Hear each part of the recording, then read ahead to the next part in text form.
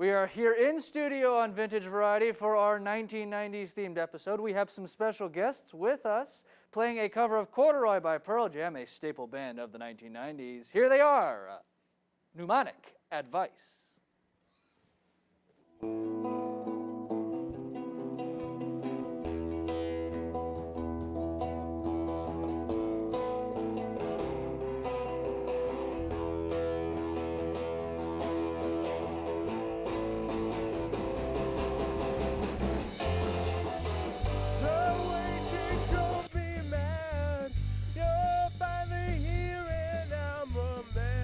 I'll take your entrance back. Can't let you roam inside my head. I don't wanna take what you can give. I would rather starve than eat your bread.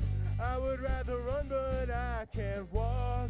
Guess I'll lie alone here like before.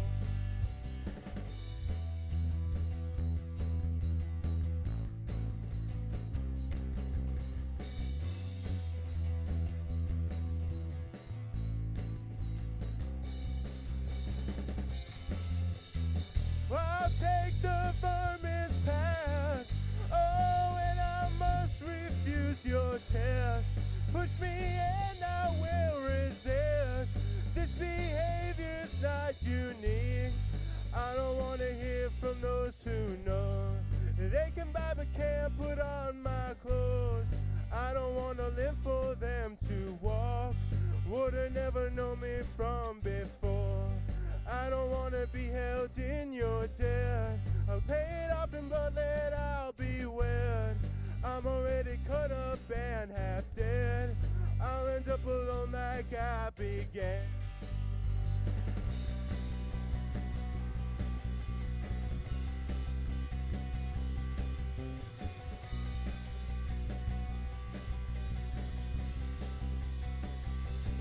Everything has changed. Absolutely nothing's changed.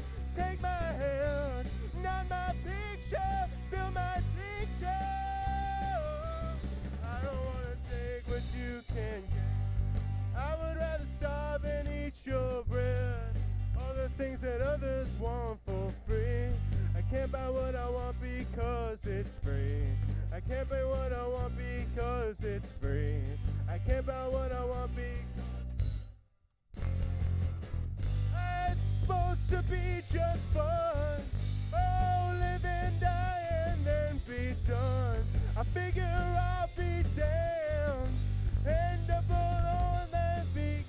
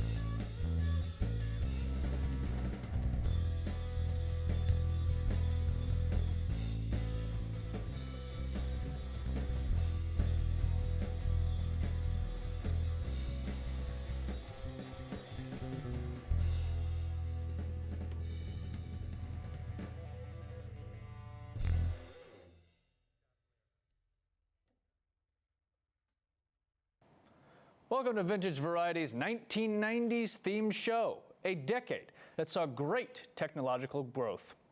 We had the explosion of rap music, the creation of the Growfit, and best of all, a president cheating on his wife, all culminating in the Y2K event, which was horrifying, to say the least. We have a game show, exclusive interviews, and music. Don't forget the music. So join us here on Vintage Variety. Welcome back to Vintage Variety. We continue our 90s show with a special guest, Professor J. Christopher Hamilton. Professor Hamilton got his master's and his law degree from Syracuse, but also got to watch a very crucial historical and social time period while being at this Syracuse campus. So, Professor Hamilton, first I'll ask, how are you? I'm doing great. Thank you for the invitation. No problem. I guess the first thing I have to ask for you, though, is coming from somebody that did live through the 90s, what was it like? I mean, that's such a broad question, right? But let me see if I can kind of capture a couple of great, sound bites for you. I mean, the 90s was, I was in my 90s. I guess it depends what 90s we're referring to, but I guess late teens, early 20s, just depends. The 90s were great. I mean, it was the best time of my life, I have to say, comparing it to the 2000s when you become an adult and you have to take a responsibility. So I would describe it in essence, there was a lot more freedom and a lot less expectation, if that makes any sense.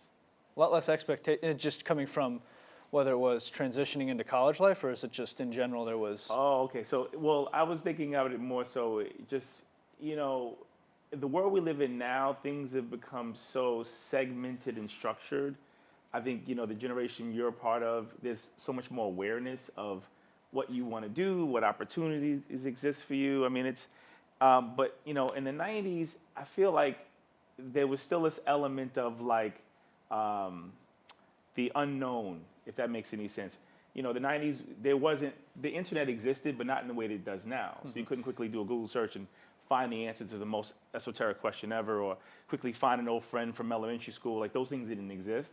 So I just feel like there was a lot more mystery and unknown elements to living back then than now, so. And then actually, going off of the internet question, I guess one of the big events that came at the end of that decade, Y2K, now a meme, honestly, for some. I guess for you, what was it, stressful time? Did you take it in stride? Because it does, at least now for my generation specifically, they do talk about it as if it was like this major cataclysmic event. Yeah, it's funny. I mean, I don't remember losing any sleep over Y2K, and I don't think I had any friends that were that concerned about it. But it was just, we were all wondering what's going to happen.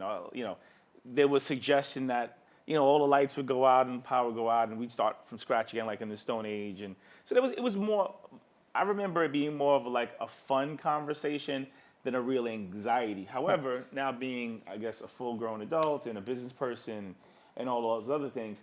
If I had a business that I was concerned about it being crippled by the turn of the century, I think I'd have a very different perspective. But as a young person, it really didn't factor in any major way in terms of concern. Makes sense. And then actually transition to another major event, the 1997 stock market crash. You yourself, a business person, did that impact you personally when it happened, or was it more just kind of an event that... Again, I hate to say this, but I think as a young person, you're disconnected. At least I was in my generation and the people I was associated with. You're a bit disconnected from these huge cataclysmic events that are affecting people older than you. Mm-hmm. They have, I didn't have a home, I didn't have a mortgage, I didn't have a car loan, I didn't have a job, I didn't have children, I didn't have a spouse. Like, there's so many things that made my world center very much around what money was in my pocket and what class I needed to get to. So the stock market crash really didn't factor into anything in my personal life at all. And then actually, of course, everyone now knows about this, but the Monica Lewinsky scandal with President Clinton, when that happened, well, I mean, you were on campus for that. So for you, what was your reaction, and also how did people react for your friend group? From what I recall about the Lewinsky scandal, I think, there were lots of obviously jokes and a lot of people made light of it. I think if I'm thinking back on a personal level, what did it mean to me and what did it mean to people I was in relationship with back then?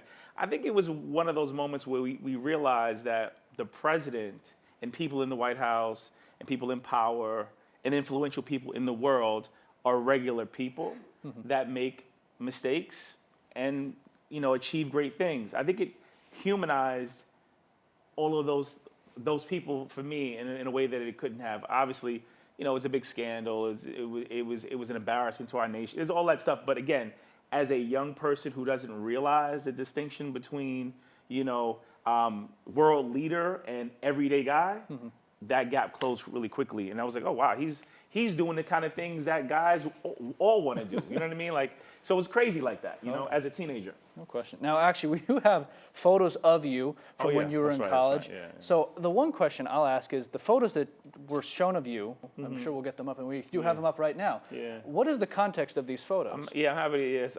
So, you know, your producer asked me some photos, and I went through Instagram to try to find some old ones. And I couldn't find a lot of good ones. I probably had more if I dug into my actual physical photo album. But anyway, on the left photo with me and those two guys, we were headed to Jones Beach.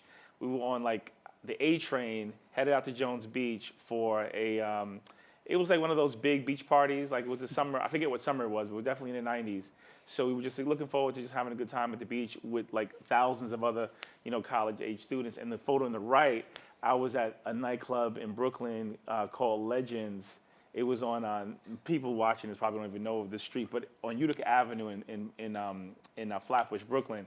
And it was a popular reggae club, and my buddy and I, we were, you know, we had a good time that night, yeah, so. Actually, I mean, for you, when you were on campus and in undergrad and graduate school, of course, how would you describe yourself as a college student? Was it more like the stereotypical, you know, had to adjust a little bit, or did you radiate confidence? Wow, that's a really great question. So this one I have to unpack a little bit, right? So undergrad, I remember vividly, I was very much like thinking, you know, this is college is a new adventure for fun, good times. I wasn't thinking academics. I wasn't thinking maturity. I wasn't thinking, you know, what do I need to get from here before I finish school, right? Which, you know, obviously I would hate to think that any of you would like me at that age, but, you know, but you probably are, right? You're just kind of having a good time. The reason I even went to graduate school was because I realized when I was graduating, I didn't feel like an adult. I didn't feel educated enough. I didn't feel intelligent enough. I didn't feel prepared for the world. So I decided to go to graduate school, law school, in my master's program here at Newhouse to achieve this level of maturation. So when I got to Syracuse, I had my first year, I was very much in the same mode of my college years, which was have a good time, get out, party, have fun.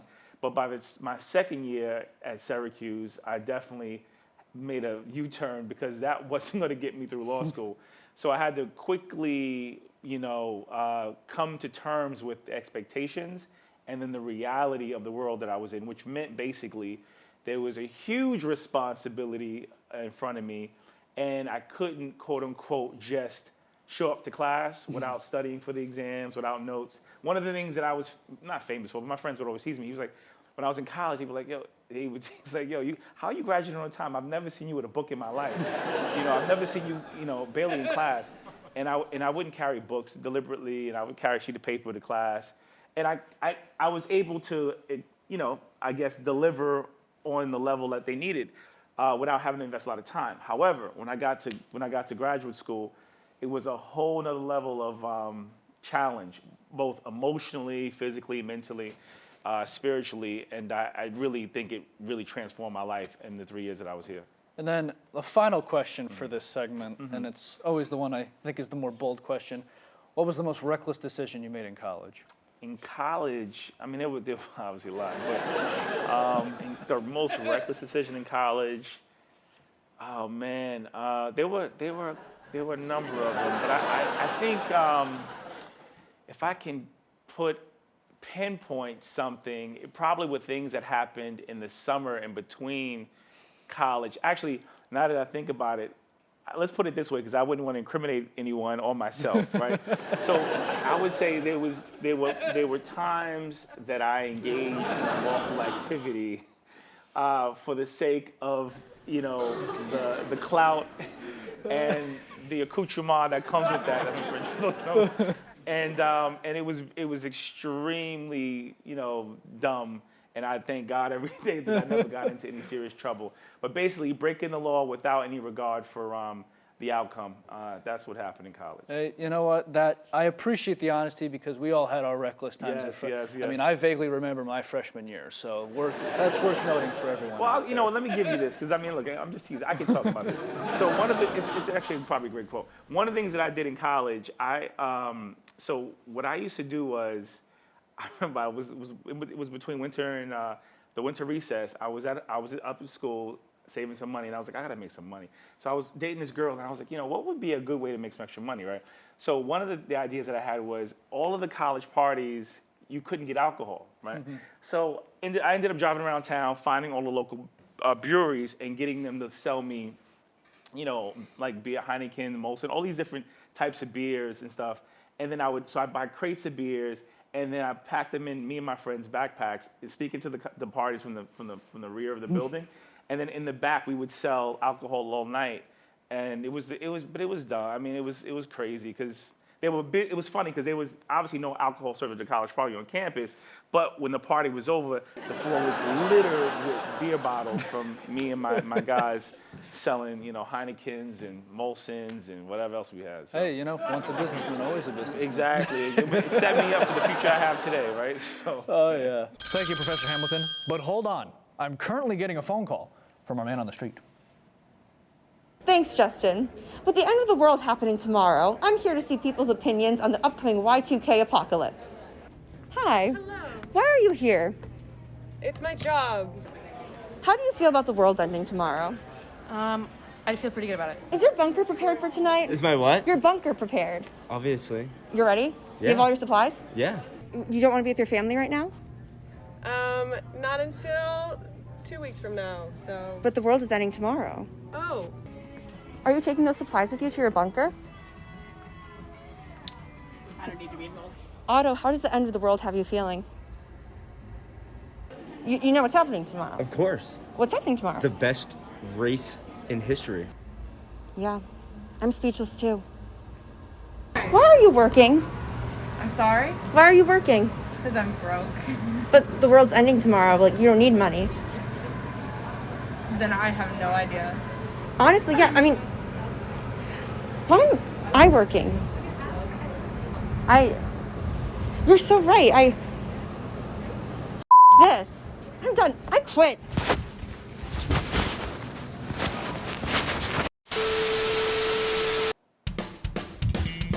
Hello, everyone, and welcome to Family Feud, Vintage Variety Edition. I'm your host, Justin McCagnon. Today, we are continuing with our episode straight from the 1990s, a decade where Family Feud became the way we know it today. The show went on strong for the first couple of years of the decade until 1994, when the ratings really started to dip.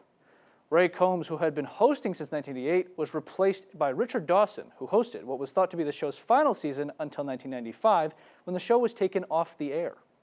After a 4-year hiatus, it was brought back in 1999 with Louis Anderson hosting, who was responsible for the layout of the show as we know it today. One of his biggest impacts being his decision to double the money given out during the Fast Money round because of his love for giving out money. I think that's a win-win for everybody. But anyway, let's meet our contestants. We have our first contestant of the night, Bridget.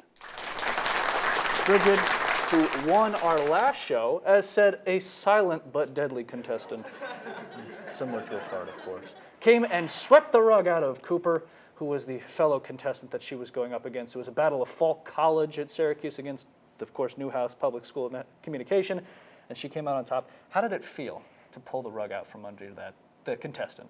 Not as satisfying as I would have hoped, you know? You know. Because it was a pretty low-scoring game, but It happens to the best of us, I'll say that. So we'll bring in our next contestant, another winner already, Matt. And Matt, who is also at the Newhouse School of Public Communication, a TRF, or television, radio, and film major. So it's both television, radio, and film majors going up against each other. Interdepartment rivalry. What is a weakness that you think of your fellow opponent? You know, I haven't played against her, and I don't want to put anything out there. I won't say a weakness of hers. I'll say a strength of mine. Confidence. I'm confident I can win. All right, I agree. We got confidence, and we've got I said the deadly. She'll get you right in the back. Hey, similar to I'm worried. Anyhow, our two contestants will answer 10 questions from our board pulled from an episode in the 1990s. In 45 seconds, they will have to answer 10 questions. They will have to guess the top answer in order to obtain more points. So we'll start with our first contestant, Bridget. And Matt, we're going to send you off to the side. And here we go. As said, 45 seconds on the clock. How do you feel, Bridget? I'm ready. Let's go. All righty. So we'll get that clock rolling. And here is question 1. Something that annoys you during the movies. Yeah, people talking. Question number 2. A part of the body that grows with age. Pass. A gift often given on Mother's Day. Flowers. Question number 4. Popular pizza topping. Pepperoni. Name something that babies suck on. A pacifier.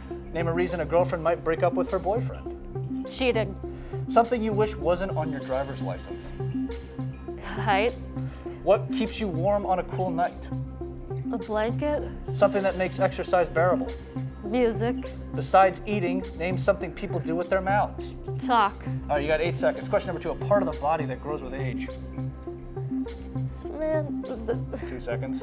Brain. All right, we'll go with brain. So we're going to get those answers, and we're going to see how you did.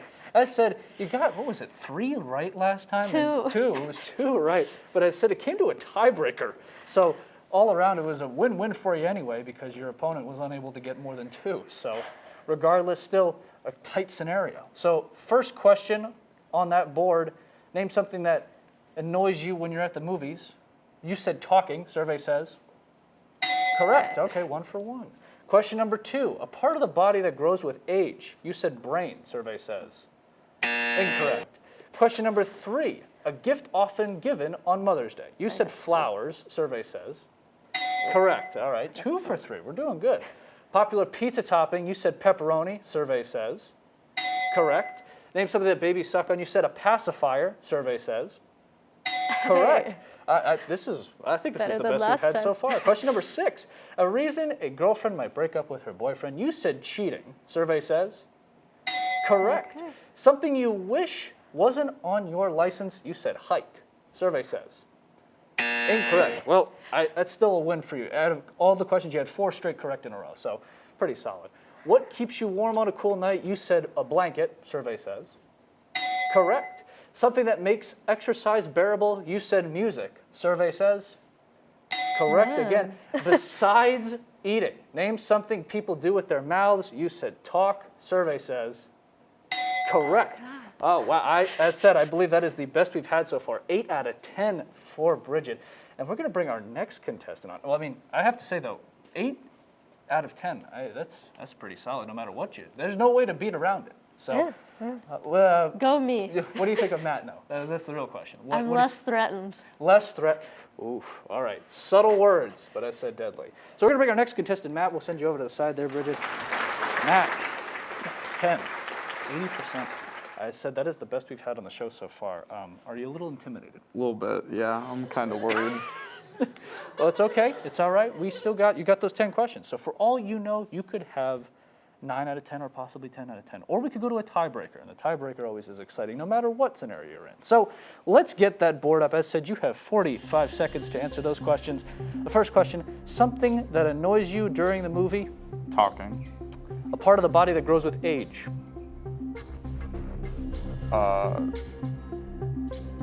Legs. A gift often given on Mother's Day. Flowers. Question number 4, a popular pizza topping. Pepperoni.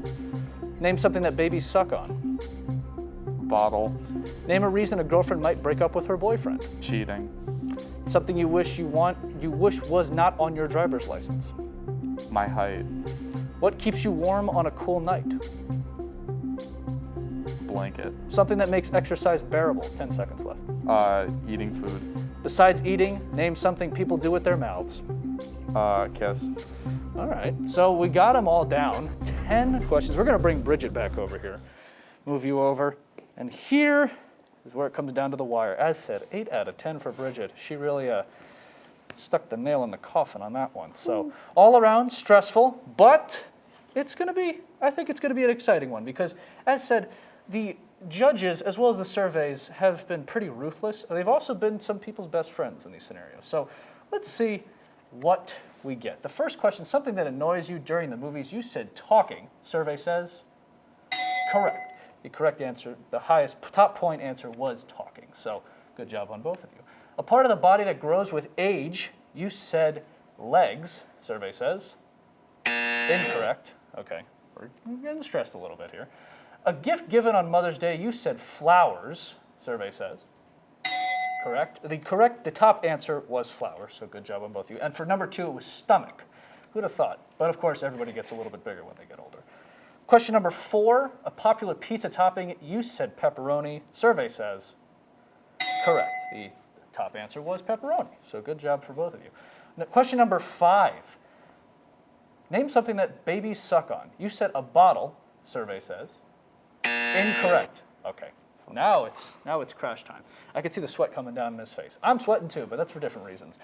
Anyway, the top answer was pacifier, so very nice job, Bridget. Question number 6, a reason a girlfriend might break up with her boyfriend. You said cheating, survey says correct. Question number 7, something you wish was not on your driver's license. You said height, survey says incorrect. That's a toughie. Damn. That's a real toughie. And as said, the top answers for both of those, it was he cheated, so good job there, and for both of you. And for question number 7, it was picture. Oh. So some people just hate having their picture taken. Yeah. Question number 8, what keeps you warm on a cool night? You said blanket, survey says correct. The top answer was blanket, so good job for both of you. Question number 9, something that makes exercise bearable. You said eating food, survey says incorrect. So 4 unfortunate wrong answers. And then last but not least, the top answer for that was music. So again, good job, Bridget.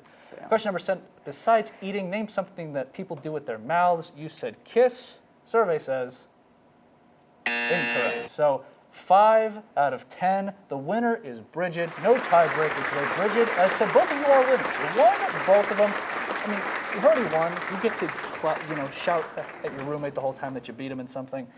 But how does it feel to be the ultra winner? I'm gonna use this to get me through the next few weeks. Next just ride off this high. You know what? That's what we look for here at Vintage Variety. We look for everyone to have a peak moment on this show. When we come back, we will have some guest stars on and some live music for all those. So stay with us on Orange Television Network. We interrupt our program to bring you this important message. Hello, my fellow Americans. As you all know, there have been some fairly disgusting and downright appalling allegations made against me in recent times. I'm here with my lovely wife, Hillary, to assure you that these allegations are completely false. My husband and your president, Bill, is a man of honor and integrity. And to think anyone would believe he would ever do anything like what he has been accused of, well, oh, come on, I'm not saying that. Come on, sweetie, just say the line. Seriously, Bill? Like who? Like seriously? Just say the line, Hillary. To think anyone would believe he would ever do anything like what he has been accused of, it's really tough to swallow. I can only think of one reason anyone would ever come up with such a lie to defame my husband in order to gain personal power. This elaborate lie formed by the right wing to sow distrust in the presidential office is disgusting and leaves a horrible taste in my mouth. You're fucking kidding me? Hillary, what is wrong with you? Bill, who wrote these lines? They're embarrassing. I want them fired. Hillary, I have no idea what you are talking about. Pull it together. We are live on air. Government positions are ones of public service, not personal power. We are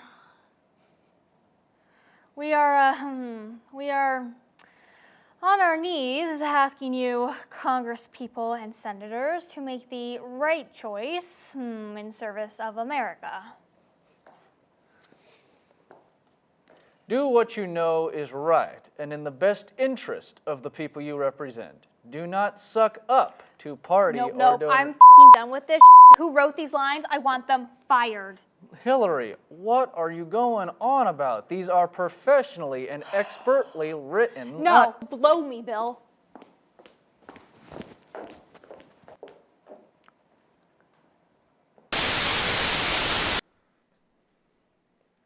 Welcome back to Vintage Variety on our 1990s themed episode. We have our special guests with us again, playing their original hit Next Time. Ladies and gentlemen, Mnemonic Advice.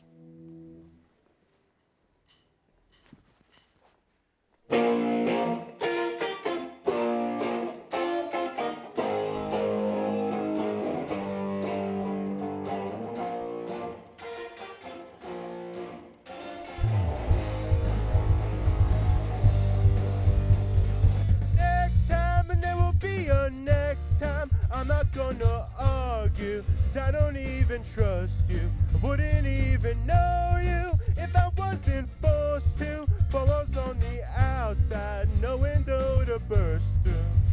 Your whole life's underneath the covers. Do you ever wonder how the world works?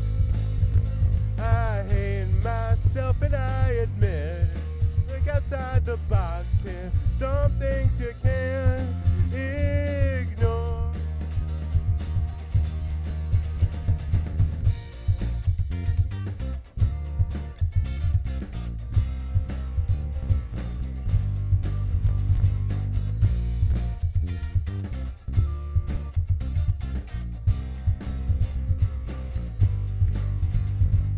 One day I'm gonna move to New York, apartment on the west side, where I will live my own life. And all of your hardships disintegrate with the crime of just simply being in the wrong place at the wrong time. Your whole life was underneath the sunshine, the warmth of your mother, sweating as she smothers you with herself. Think outside the box here, some things you can't ignore. Next time, oh, you better believe it. Oh, that's right. And because next time might be too soon for us. We've built something I'd like to leave in the dust. All right.